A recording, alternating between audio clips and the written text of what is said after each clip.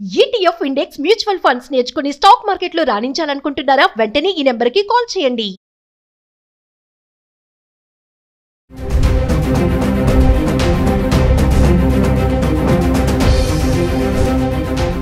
నమస్తే, welcome back to Suman TV. H1B visa fee విషయంలో వచ్చినటువంటి మార్పులతో ఇమిగ్రెంట్సే కానీ, మరి ఎవరైతే ఇండియా నుంచి అమెరికా వెళ్తున్న టూరిస్టులే కానీ, వీళ్ళందరిపైన ఇంపాక్ట్ ఎలా ఉండబోతుంది, మరి కొత్తగా వచ్చినటువంటి పేయింగ్ విజిటింగ్ గురించి మరిన్ని వివరాలు తెలియజేయడానికి మనతో పాటు అందుబాటులో ఉన్నారు 24 ఇయర్స్ నుంచి అమెరికాలో ఉంటున్నటువంటి MNC ఎగ్జిక్యూటివ్ వీరభద్ర గారు. Vote sir.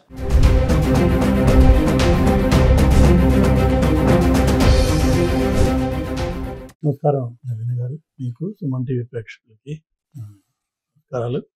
ఈరోజు చాలా ఇంపార్టెంట్ అప్డేట్ గురించి మాట్లాడదాం మనం. ఏంటంటే త్వరలో వస్తోంది ఒక $250 వీసా ఇంటిగ్రిటీ ఫీజు అని చెప్పి విన్నాం మనం. అంటే ఎవరైనా సరే యూఎస్కి వీసా మీద వస్తుంటే వాళ్ళు $250 డిపాజిట్ కట్టాలి, promising that they will behave good character. And వెనక్కి వెళ్ళేటప్పుడు లేక సబ్సిక్వెంట్గా వెళ్ళిపోయిన తర్వాత there may be a process, we don't know that yet, to claim that money back. అది ఇంతకుముందు విన్నాం మనం. కానీ ఆశ్చర్యంగా అమెరికన్ హిస్టరీలో గత 25 ఏళ్లలో జరగంది నిన్న జరిగిపోయింది. ఏంటి అంటే ఒక bipartisan bill, American immigration reform bill ఒకటి పాస్ అయిపోయింది అవుట్ ఆఫ్ ద హౌస్. అంటే త్వరలో అది లాగా కూడా తయారైపోతుంది. దాంట్లో చాలా ఊహించినటువంటి మార్పులు ఇమ్మిగ్రేషన్కి జరిగినాయి. అవి చాలా important and critical for all those people that are here in America as immigrants. So ఇన్నాళ్ళు ఎలా ఉండేది అంటే ఇక్కడ citizens, green card holders which are permanent residents, and then F1s, B1s, H1B, అలానే రకరకాల ఎంప్లాయ్మెంట్ బేస్డ్ ఇమిగ్రేషన్ కేటగిరీస్ ఇవన్నీ ఉన్నాయి. వాటికి రెస్పెక్టివ్ ప్రొటెక్షన్స్, ప్రాసెసెస్ ఉండేవి. ఇప్పుడు ఏం జరిగింది అంటే as a result of this new bill they have now clearly created 2 separate distinct classes. One is US citizens. They are separate. Everybody else, including permanent residents, are called non-citizens.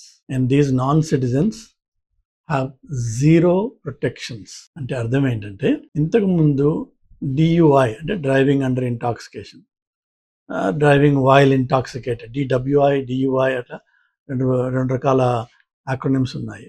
అంటే తాగి drive చేస్తున్నట్టయితే ఒకవేళ పోలీసుల చేతిలో పట్టుబడ్డట్టయితే సరే, దానికి ఏదో court process వెళ్ళడం, fine కట్టడం, అది దాన్ని నువ్వు యాక్సెప్ట్ చేసేస్తే ఆటోమేటిక్గా ఆ ఫైన్ తోటి అది పోయేది. ఇప్పుడు లేటెస్ట్ చేంజ్ ఏంటంటే DUIలో ఎవరన్నా పట్టుబడితే DUI డైరెక్ట్లీ ఈజ్ డిపోర్టేషన్.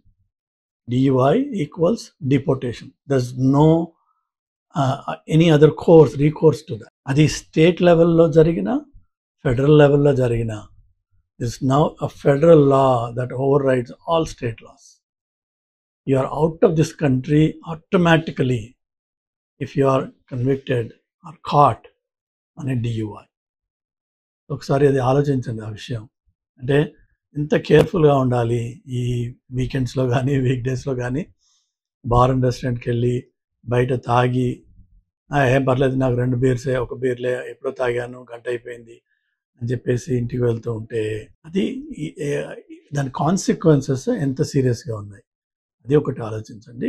చాలా కేర్ఫుల్గా ఉండాల్సిన అవసరం. రెండోది వచ్చేసి ఈ క్లాసెస్ ఏవైతే నాన్ సిటిజన్స్ క్లాసెస్ ఉన్నాయో వీళ్ళందరూ కూడా ఏ లీగల్ ఇష్యూలో, అది చిన్నదవని పెద్దదవని ఎంత ఏదైనా సరే, ఒకసారి లీగల్ ఇష్యూ వచ్చింది అంటే వాళ్ళకి further renewals they are not just eligible for any of them. అంటే అర్థం ఏంటంటే ఏదైనా ఒక చిన్న ఫ్యామిలీ డిస్ప్యూటో, లేకపోతే ఏదైనా ఒక షాప్లో ఏదైనా డిస్ప్యూటో, ఇంకోటి ఏదైనా జరిగి దానిలో కేసు అయ్యి ఆ కేసుకి మనం కోర్టుకు వెళ్ళి, లేకపోతే కోర్టుకు వెళ్ళకముందే జనరల్గా ఇక్కడ సెటిల్మెంట్స్ అని అయిపోతూ ఉంటాయి.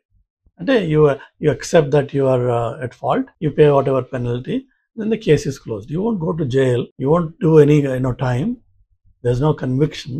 కానీ there will be a file. ఒకసారి ఆ ఫైల్ స్టేట్ లెవెల్ కానీ ఫెడరల్ లెవెల్లో కానీ తయారైంది అంటే మీరు ఫర్దర్గా ఆ వీసా పీరియడ్లో ఇక్కడ ఉండొచ్చేమో, కానీ నెక్స్ట్ వీసా రెన్యువల్ మాత్రం కాదు. There is no further extensions, there is no renewals. You'll become ineligible to come back in to this country. So ఒకసారి అది ఆలోచించండి, అది ఏంటి విషయం అన్నది. అంటే ఇవాళ రేపు పర్టికులర్గా ఈ రీసెంట్ టైమ్స్లో మనము out of control political rallies తీసి రోడ్లు బ్లాక్ చేసి డప్పులు డమార్లు రోడ్డు మీద సెలబ్రేషన్స్ చేయడం, లేకపోతే ఈ కొత్త సినిమాలు వస్తే ఆ సినిమా థియేటర్ల లోపల సినిమా థియేటర్ల బయట మనం చేసే అంత కెయాటిక్ బిహేవియర్ చాలా అసహ్యకరంగా చాలా నీచంగా ఉంటుంది. అదేవిధంగా ఈ పండుగలు పబ్బాలకి మనం చేసే celebrations we're just going overboard for with a lot of those things. అది చేయకూడదు అని కాదు, కానీ ఆ సెలబ్రేషన్స్ చేసుకోవడానికి ప్రయర్ పర్మిషన్ తీసుకున్న లొకేషన్స్ ఉంటాయి కొన్ని. అది ఇన్సైడ్ ద టెంపుల్ అవ్వచ్చు, లేక ఇన్సైడ్ ద టెంపుల్ కాంప్లెక్స్ అయి ఉండొచ్చు. That's the place you are allowed to celebrate. But once you come to the road you have to follow the rules. ఒకవేళ మనం అది ఫెయిల్ అయితే, and now with this new law and new freedom that these guys got, everybody is looking for an opportunity to tighten the screws. మీకు due process అన్నది లేదు. మీకు మళ్ళీ American life will come to an end to do any of these silly stupid things. Try to realize and continue cheste, fine, you will feel the consequences, which is simply go back home and you are never eligible to come back into this country. ఒకవేళ అది మన కోరిక అయ్యి మన dream ఇది అయినట్టయితే, ఆ dream కోసం అని చెప్పి మనం కొంచెం డిసిప్లిన్ నేర్చుకుని కొంత కట్టుబడిగా, ఒకవేళ డ్రింక్స్ చేయాలన్నది ఎంజాయ్ చేయాలన్నది మన సొంత అపార్ట్మెంట్స్లో చేసుకోండి. బట్ రోడ్ల మీద తాగి రోడ్ల మీద గొడవ చేసి ఏమాత్రం డిస్టర్బెన్స్ చేసినా you will be in trouble. ఏమాత్రం, ఇది చిన్న చితకాని కాదు.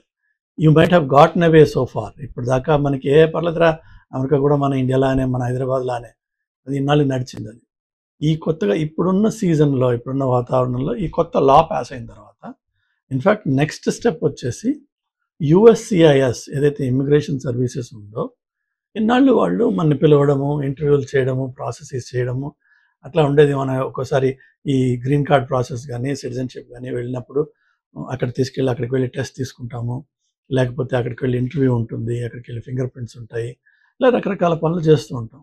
కానీ వాళ్ళకి ఇన్ని రోజులు ఎన్ఫోర్స్మెంట్ అథారిటీ లేదు.